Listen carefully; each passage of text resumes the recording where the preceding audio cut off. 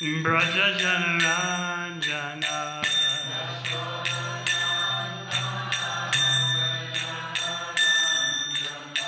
Yamunatira Vanachari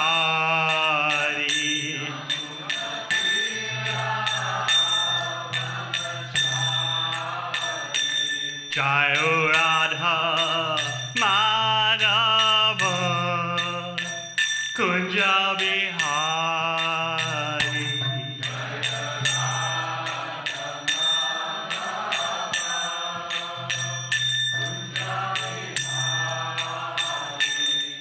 Hare Krishna, Krishna Krishna, Hare Hare, Hare Rama, Hare Rama, Rama Rama, Hare Hare.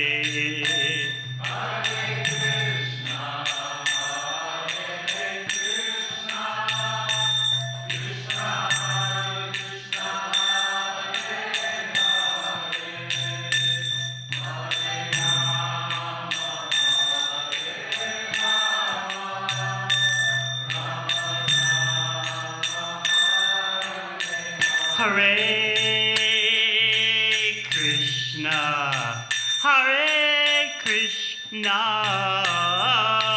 Krishna Krishna, Hare Hare, Hare Rama, Hare Rama, Rama Rama, Hare Hare.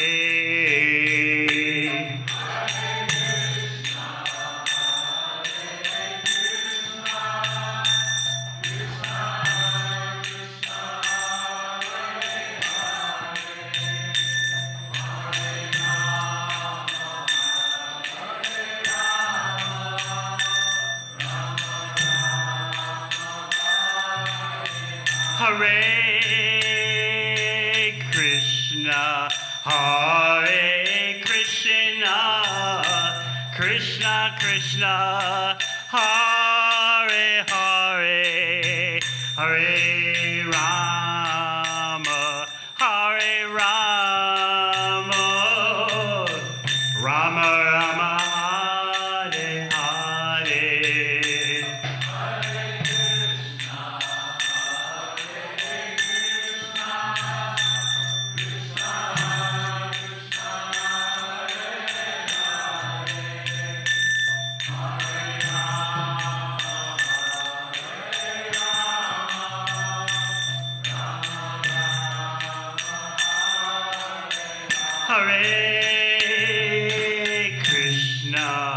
Hare Krishna,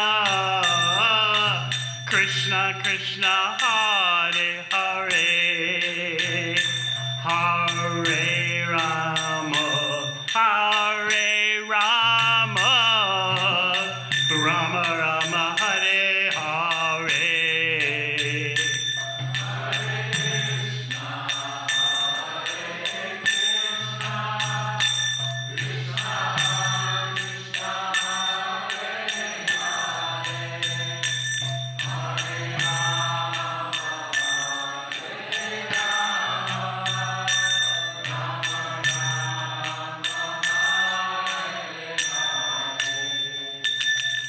Jai Vishabam Sabharaj Kacharya Astatara Satashi Srimad A.C. Bhakti Vedanta Swami Maharaj Srila Prabhupada Ki Jai Vishabam Sabharaj Kacharya Stoter Satashi Srimad Bhakti Siddhanta Saraswati Thakur Prabhupada Ki Gaura Premanandi.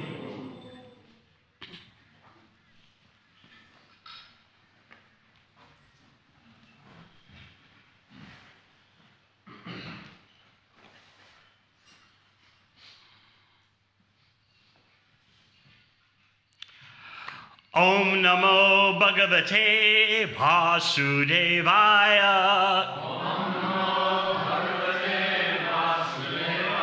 Om Namo Bhagavate Vasudevaya.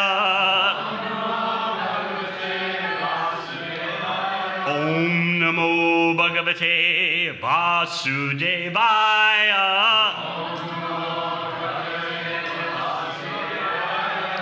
Srimad Bhagavatam, 3rd Canto, Chapter 5, Text 14.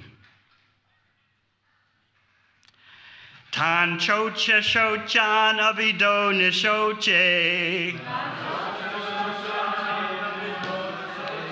Hare katayam vimukan agena. Chinoti devo nimishastu yesham. Ayor vrita vada gati smritinam. Tan chocha shochan avido nushoche. Hare katayam vimukan agena. Chinoti devo nimishastu yesham. Ayor vrita vada gati smritinam. Tan chocha shochan avido nushoche. Hare katayam vimukan agena. Chinoti devo nimishastu yesham. Ayor vrita vada gati smritinam.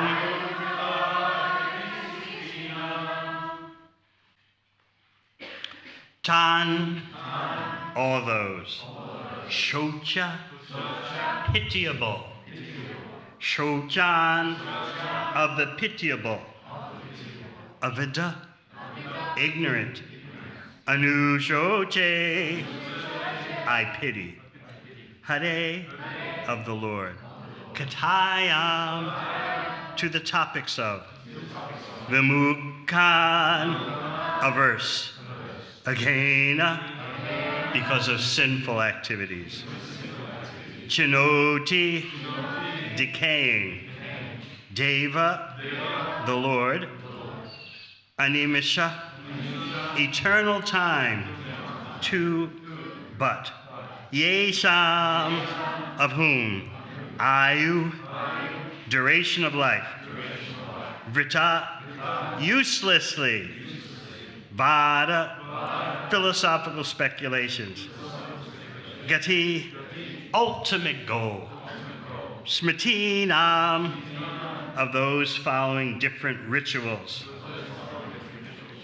Translation: O sage, persons who because of their sinful activities are averse to the topics of transcendence and thus ignorant of the purpose of the Mahabharata, Bhagavad Gita, are pitied by the pitiable. I also pity them because I see how their duration of life is spoiled by eternal time, while they involve themselves in presentations of philosophical speculation, theoretical ultimate goals of life, and different modes of ritual. Purport. According to the modes of material nature, there are 3 kinds of relationships between human beings and the Supreme Personality of Godhead. Those who are in the modes of passion and ignorance are averse to the existence of God, or else they formally accept the existence of God in the capacity of an order supplier. Above them are those who are in the mode of goodness. This second class of men believe the Supreme Brahman to be impersonal. They accept the cult of Bhakti, in which hearing of Krishna Katha is the first item, as a means and not the end. Above them are those who are pure devotees. They are situated in the transcendental stage above the mode of material goodness. Such persons are decidedly convinced that the name, form, fame, qualities, and so forth of the personality of Godhead are non-different from one another on the absolute plane.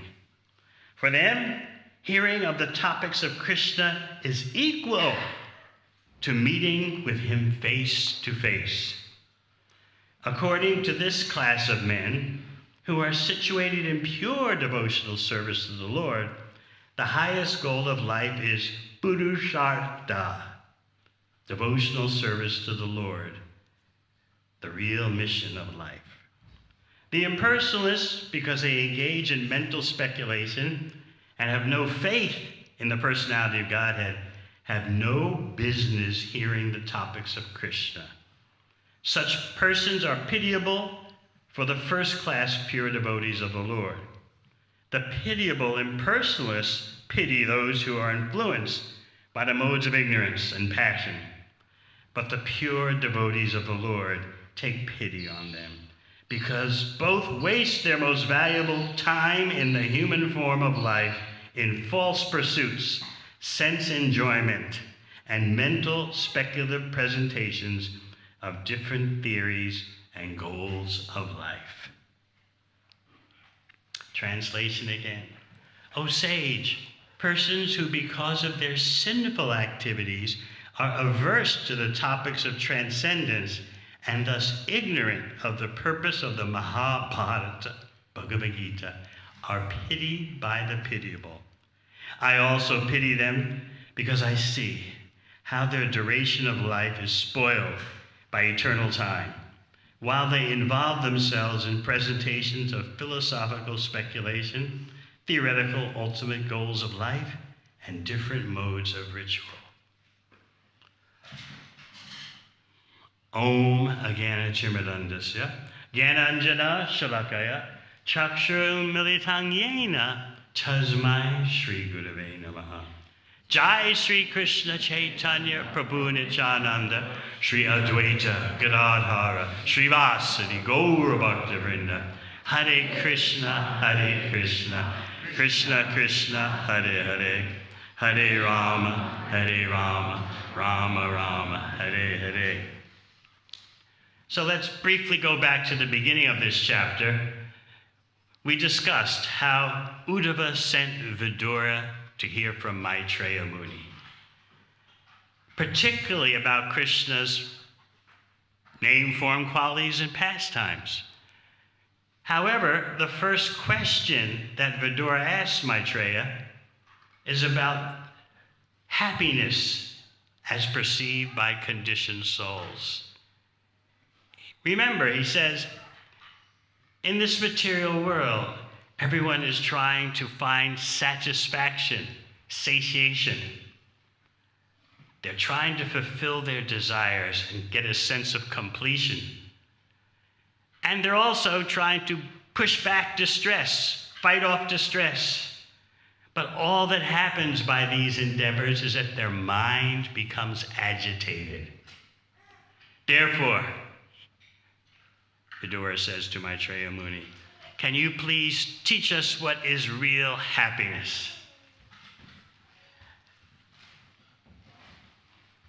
Maitreya Muni is about to speak after a few more verses, and you're going to hear him say that your inquiries have shown mercy to the people in general as well as to me.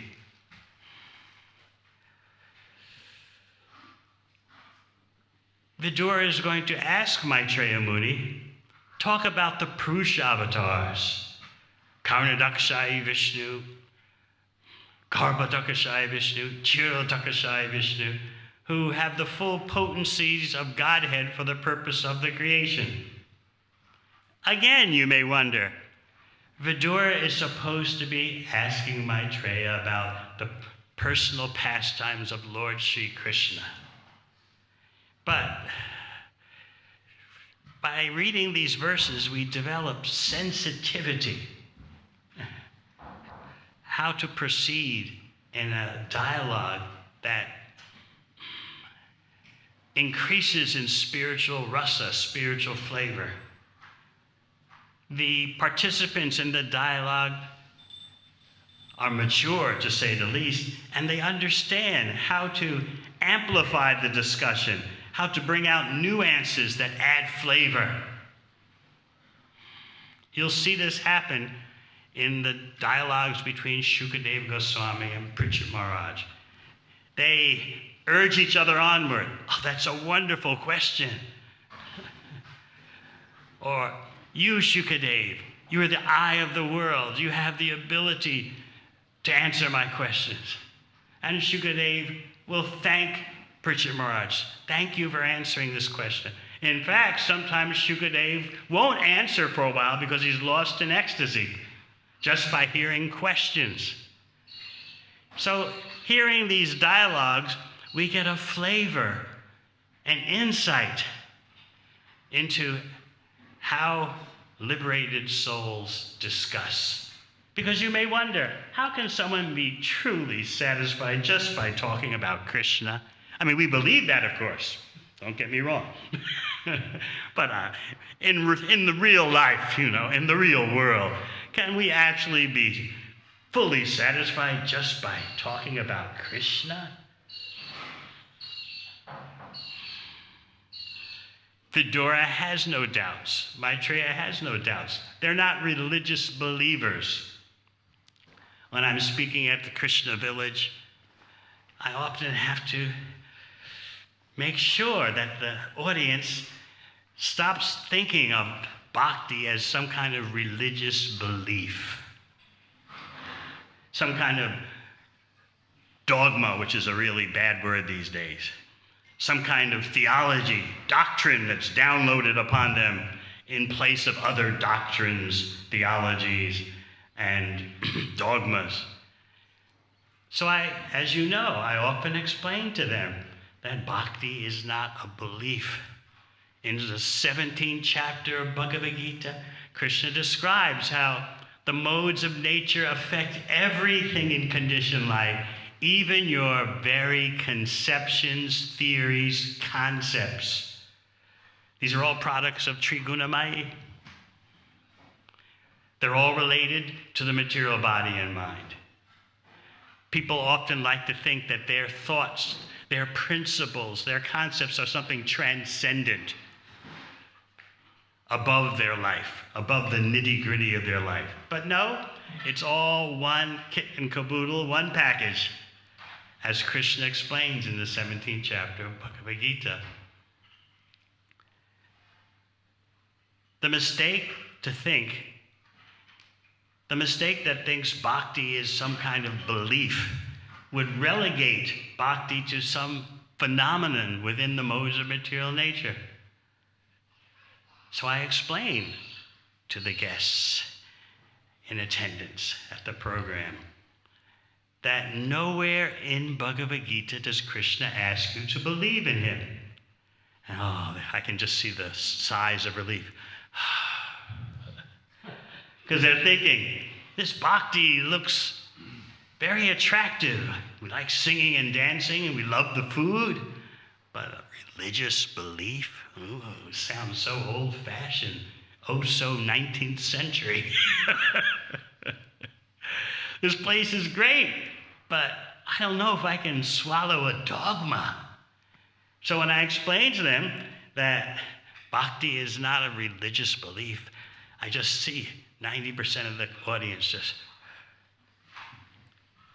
I tell them, nowhere in Bhagavad Gita does Krishna ask you to believe in him. Krishna's existence, in other words, is not dependent on whether you believe in him or not. Krishna is the supreme enjoyer. He has his pastimes, his activities, his qualities, no matter what you think.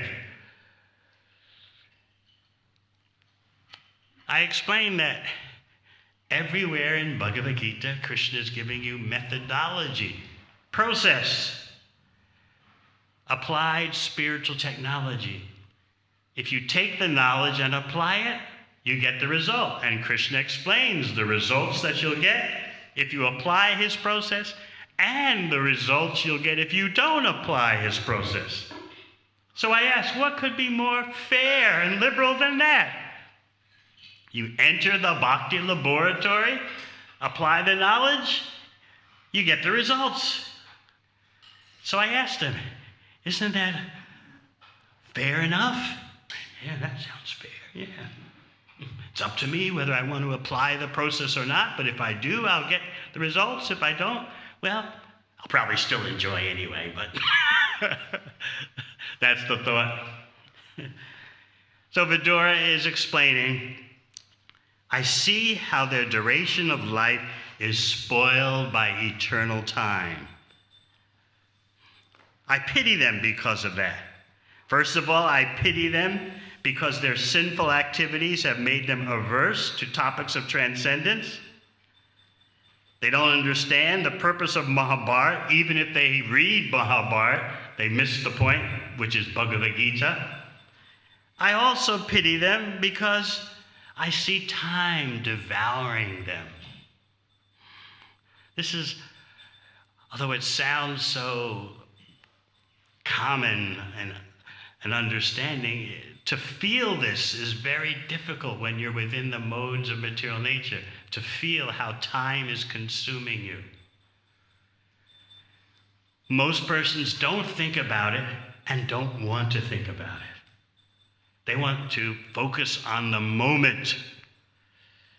And the more pregnant your moments are, the more full your moments are, the more you think you have success in life. The magic of the moment. That's what's hypnotized people today. You want your life, as I was explaining Tuesday at the Krishna village, you want your life to have some moments of fulfillment, achievement, and some moments of successful passion. That's a good life. You achieve some goals, no matter what they are, to become rich, or to just climb a mountain, or whatever. Have some goals that you can achieve and feel good about yourself for achieving those goals. And you want some memorable moments. You expect to have a few moments of loving affairs, romance. You don't expect that it's going to last, but that doesn't matter. Just to have a few moments that you can look back on and savor. Then your life's considered successful. You've got to have those things before old age strikes. So I was speaking about this Tuesday night. What are you going to do when old age strikes? Oh, I know you don't want to think about it. We'll change the subject. Everyone. You'll never grow old. Don't worry. Your body will always be healthy. Your mind will always be intact. So this is the kind of treasure that the current so-called civilization has pushed upon persons. Devoid of all knowledge, devoid of real happiness. And so you fight like dogs over the scraps of happiness, thinking that is real fulfillment. I'll prove it to you.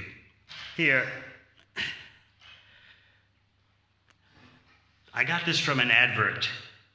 Very clever and very philosophical according to the standard of Kali Yuga.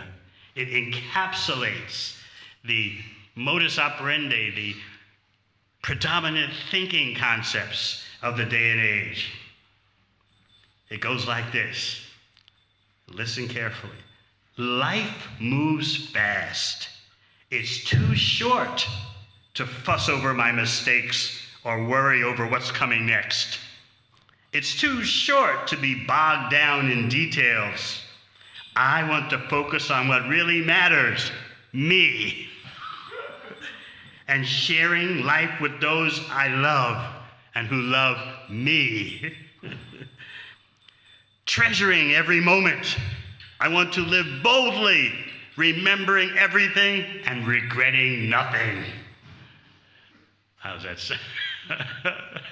It's an advert, but it's brilliantly Kali Yuga philosophical. This is what it's all about. And people will identify with this. Yes, just do it. I mean, you've got to live your life. It's up to you to make your way through the universe your way. It's all in your hands, your destiny. So Vidura is feeling pity. Pity for the pitiable. And he's asking Maitreya Muni, please give us Krishna Katha. Just like a bee collects honey from various flowers, collects nectar from various flowers, similarly, you please distribute to us the talks of Krishna. And Vidura is convinced this will do the highest good for the world, and Maitreya is convinced. Thank you. You're showing mercy to me and showing mercy for the world. Things proceed progressively. So therefore, Vidura is asked about the Purusha avatars. Although his real mission is to hear about Krishna's personal pastimes beyond creative activities. But what's Vidura feeling? You're developing sensitivity by reading Bhagavatam. It's bringing out our refined spiritual sentiments. Vidura is overwhelmed by the very recent departure of Lord Krishna from the vision of this world. Therefore, he wants Maitreya to ease into topics about Krishna by first beginning with the Purusha avatars, the plenary expansions, because Vidura is shaken by Krishna's departure from the ordinary vision. So you see, Bhagavatam is full of sensitivity, refinement, art, culture. And it's all coming in a package that is the only cure for the craziness of Kali Yuga. And that's why both Vidura and Maitreya agreed. What we're doing is the highest welfare work. But we ourselves, as devotees, in our personal life, always come face to face with this issue. Can chanting Hare Krishna, hearing about Krishna, and talking about Krishna actually solve my problems? Because whether you're a devotee or not, you're living in a world that is problematic. And sooner or later, upsets you by external events. So how does chanting Hare Krishna, how does hearing about Krishna erase those miseries? They're still around. I'm chanting Hare Krishna. I've got a body that's problematic, a mind that's problematic, social relations that are problematic, economic situations that are problematic, political situations, environmental situations, all problematic. And you're asking me to chant Hare Krishna and hear about Krishna and make my life a success.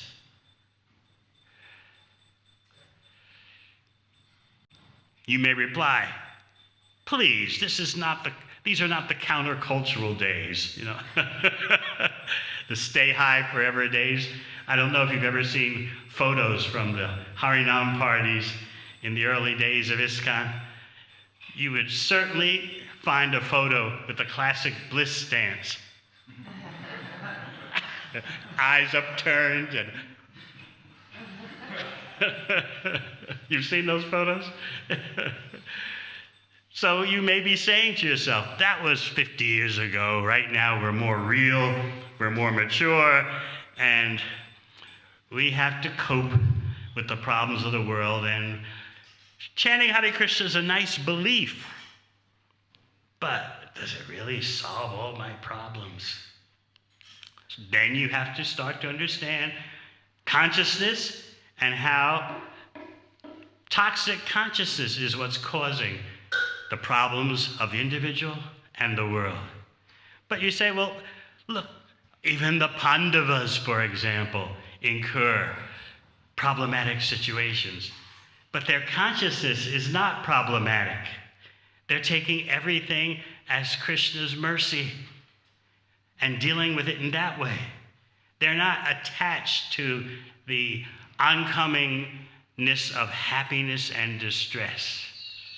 They're far beyond that. Whatever comes, so-called happiness, so-called distress, it's Krishna's mercy. How do we use it to come closer to Krishna? That's why Queen Kunti makes that most perplexing prayer. Let the dangers come again and again, because when the dangers come, I think of Krishna more. The great catastrophe is not those dangers we went through. The great catastrophe is that Krishna is leaving Hastinapur for Dwarka. That's the real catastrophe. So if we have so-called catastrophes that keep Krishna present with us, then I say, let those so-called catastrophes always be there, because then Krishna will always be with us. Sounds like an impossible verse to actually realize. It even sounds a bit scary, doesn't it?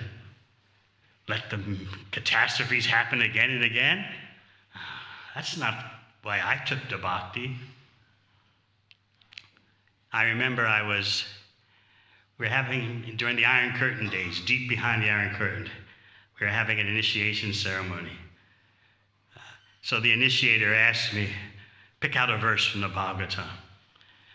So there were about 10 or 12 devotees taking initiation, clandestine, hidden in a house, hidden in a section of the city. So I said, well, how about Queen Kunti's verse? Let the catastrophes happen again and again. So the initiating guru said, no, Papa, we don't want to scare everyone away.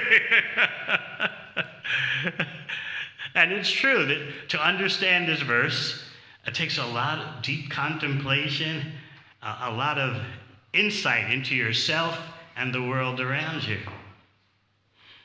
But you see, Kunti Devi's Krishna consciousness is so high that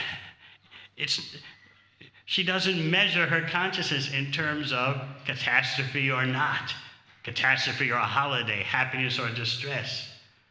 She measures her life in terms of how can Krishna be more present. This is a totally different way of looking at the world.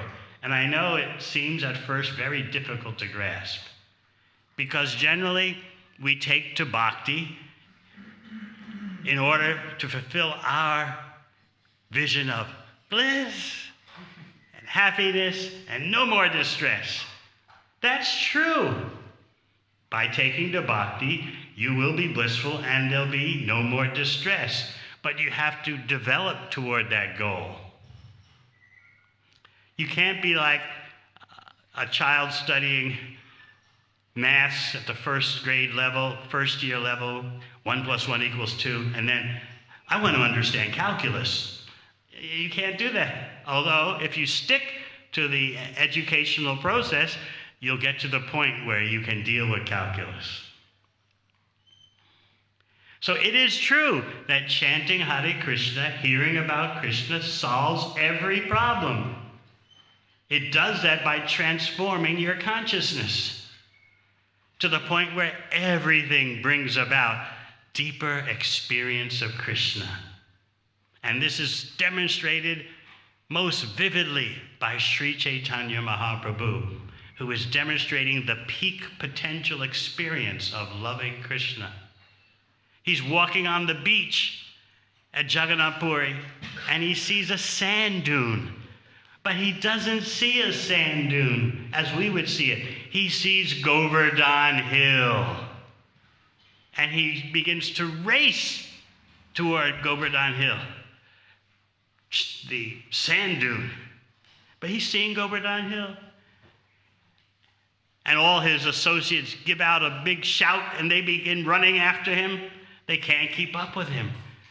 In Mahaprabhu's ecstasy, he's full-on racing toward the sand dune, but he's seeing Govardhan Hill. And then suddenly he stops, stunned, in even more intense ecstasy, and he collapses on the ground. Was he mistaken? Yes, he was mistaken from the ordinary point of view, but from the viewpoint of reality, from the viewpoint of pure love for Krishna, he was completely correct. So as we were explaining some days ago, the reality of pure love is perfection. So to the material eye, to the material understanding, Mahaprabhu was just delirious and he made a big mistake. But from the viewpoint of the spiritual world, which is the reality, he was perfectly right. Wherever he would look would remind him of Krishna. A sand dune? That's not a sand dune, that's Govardhan Hill.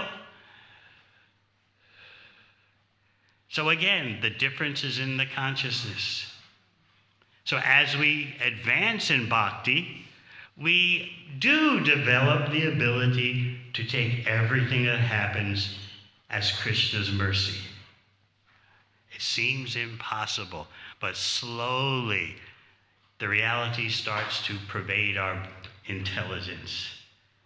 That as long as I'm carrying out the instructions of my spiritual master, Srila Prabhupada, Bhagavad Gita, Srimad Bhagavatam, as long as I'm carrying out those instructions, I have a right to say what's happening to me, happiness or distress, is Krishna's mercy.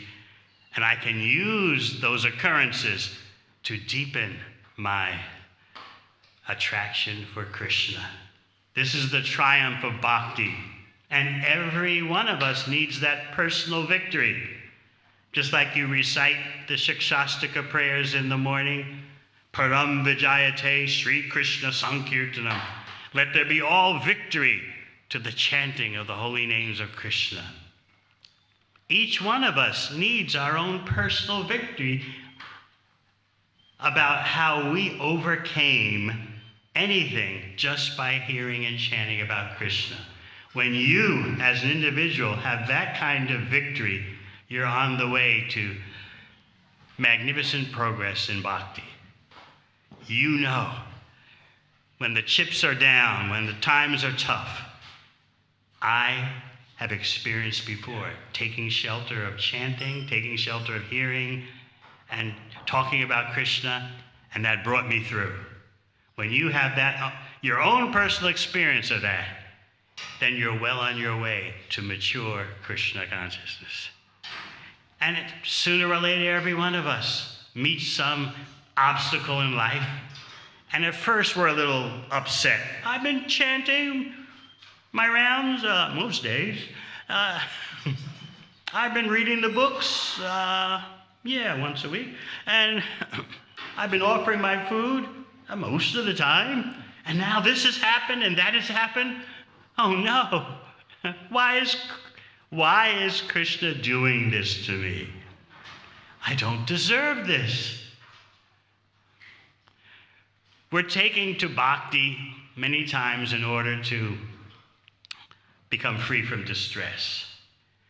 I've been on every habitable continent of the world in the 50 years of my attempt at serving Krishna, and I've asked everywhere, on every continent, I've asked devotees, what of the 4 reasons Krishna gives in Bhagavad Gita that people come to him? Distressed, inquisitive, wanting knowledge, wanting prosperity. Which one was it for you? The majority say distress. They took up bhakti because they were distressed by life in this material world, distressed by relationship hunting, distressed by some family perplexity in their youth, in their childhood. These days, everyone growing up in the Western world has some trauma buried under their rug. Material existence is traumatic. They have some trauma, they have some abusive experience. So the smart person does come to Krishna to get away from that. At the Krishna Pod, we were discussing yesterday the virtues of escapism.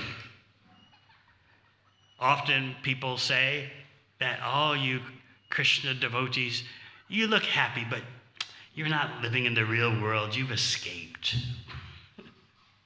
I was telling how one of our staff members at the Bhakti Lounge in Wellington, been a staff member for 4 years at that time, since she was 21, and at that time of the incident, she was 24, 25, and her old party mates came by to see her. The girlfriends she used to rave with. They showed up for the first time in 4 years. They happened to be in the same city, and they're from Auckland. They happened to be in Wellington. They wanted to check on her. Oh, we hear she's into that Krishna thing. Huh? Let's go check her out. So they came in, and they met with her, cordial reunion, and they kind of sized her up and said, "You look happy. And we have to admit we're miserable. But you escaped. We're dealing with real life." In other words, you're on a lower platform because you've run away from misery, whereas we're in the misery, and that's the way to live. You're happy, but it's not real. We're miserable, and that's real. So you've escaped. So I was explaining at the Krishna Bad yesterday, if you're in a house that's on fire and you race out the house, and there I am in the street watching you run out of the house, and I say, "Wait, no, you're escaping, you're escaping." People will think I'm insane if I do that. Of course he or she's escaping. What's wrong with running out of a burning building? So we sing every morning, Samsara Dava Nanarita Loka, the blazing forest fire of material existence. What's wrong with escaping that? An intelligent person wants to run away from it. So often, as I said, the majority of persons in my informal survey I've taken in traveling the world, the majority of persons will say, "I came to Bhakti because of distress."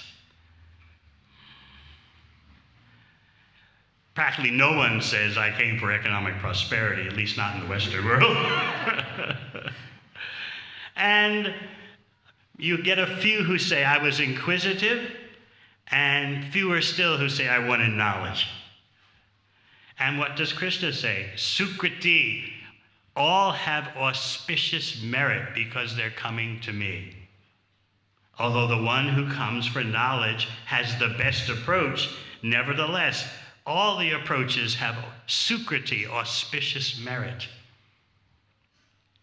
But sooner or later, we have to rise above coming to Krishna just for distress. We need to develop our attraction for Krishna. The negative is powerful, a powerful motivating force. I don't want to suffer. I don't want to be pitied.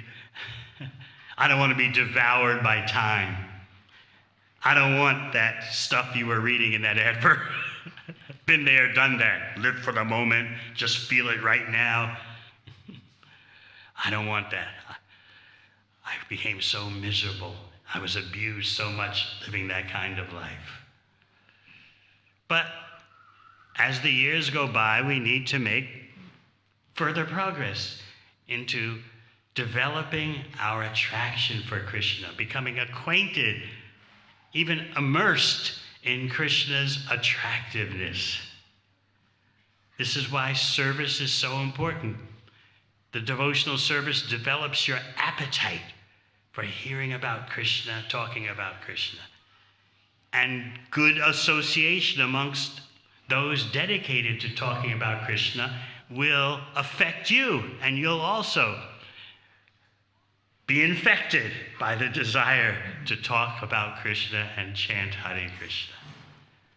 Then you're making progress gradually, slowly, to the point where you can get some insight into Kunti Devi's statement, and you won't become terrified.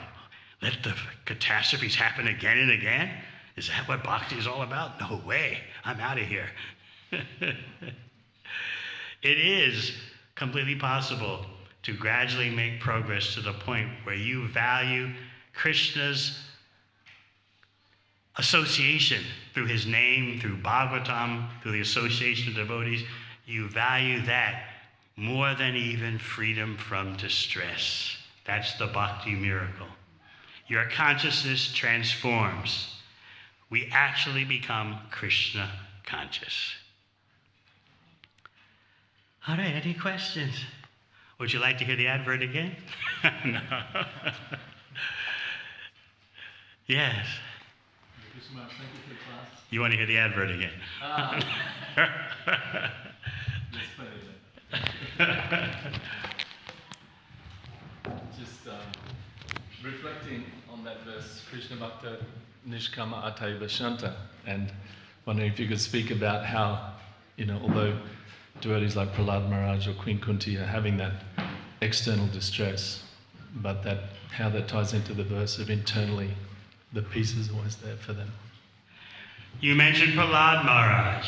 Throughout all the distresses affecting Prahlad Maharaj externally, he was taking it all as Krishna's mercy. In fact, Prabhupada once explained an amazing point. He said Prahlad thought that his father, Hiranyakashipu, was just playing with him. That's how he took it. And more than that, he took it all as Krishna's mercy. But Prahlad, what caliber of devotee is Prahlad? We might say, well, I don't know if I could ever get anywhere near that level of realization, but you can be inspired by it. Don't become depressed. Oh, this bhakti is great, but it's meant for persons of the caliber of Prahlad. No, by proper hearing about Prahlad's experiences, you develop impetus. Let me just get a drop of that. If I can just get a drop of that, my life will be successful. Just like we explained before. And Kaviraj Goswami in Chaitanya Charitamrita says that pure love of Krishna is like an ocean. But if you just get one drop, it drowns the whole universe. So we have to see everything in perspective.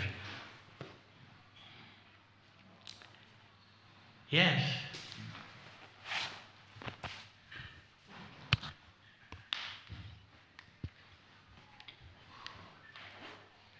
Thank you for the class, Maharaj. You're talking about also Prahlad Maharaj. So in that those days, and sometimes in Bhagavatam, it's very clear who are demons and who are devotees. But then in associating with devotees, we know that in Kali Yuga we have the demoniac mentality and the divine consciousness.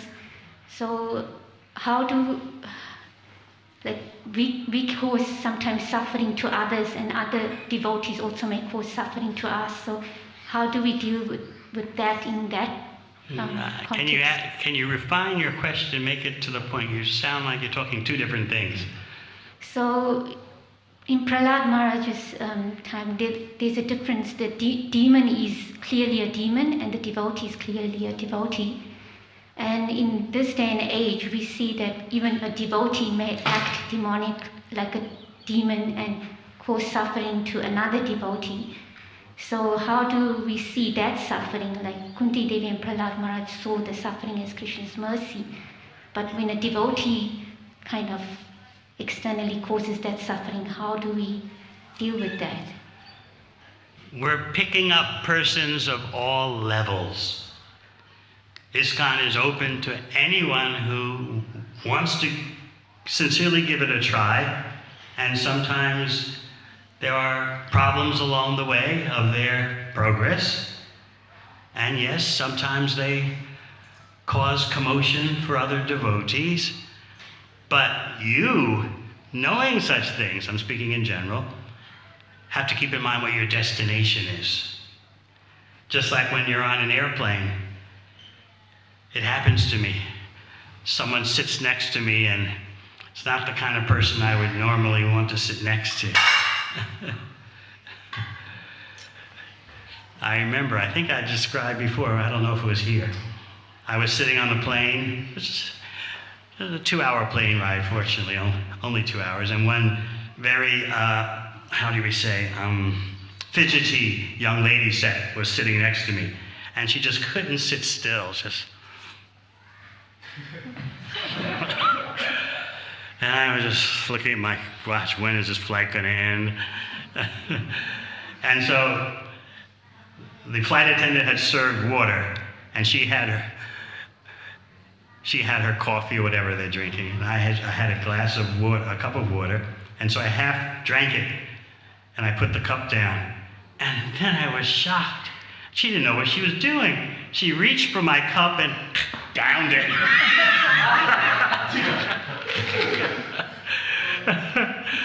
You might say, oh, great mercy for her, but I was thinking, what about my water? Without a thought, I don't know what was going on. She just reached for my cup of water and just. So anyway, I knew the flight would end in another hour. Why am I on the flight? To go to my destination. So similarly, often Prabhupada would answer this question in that way. Keep in mind what your destination is. Mid-flight, you may have to tolerate inconveniences, but your vision is focused on the destination. So, in a society of devotees, there are persons of different levels, different aspirations, and sometimes there are social inconveniences of interaction. This is Kali Yuga. Kali Yuga means problematic social interactions. So that also affects devotee association. Not everyone's a transcendentalist, in case you haven't noticed. But you have to know what your destination is, and to get to that destination requires some tolerance. As Prabhupada said, we are not utopians. We're not pie-in-the-sky dreamers. We're very pragmatic, very practical. Just like when you're on a flight, you're being very pragmatic. I'm on this plane, crammed into my seat because I want to go somewhere. Okay? All right, thank you very much. Hare Krishna.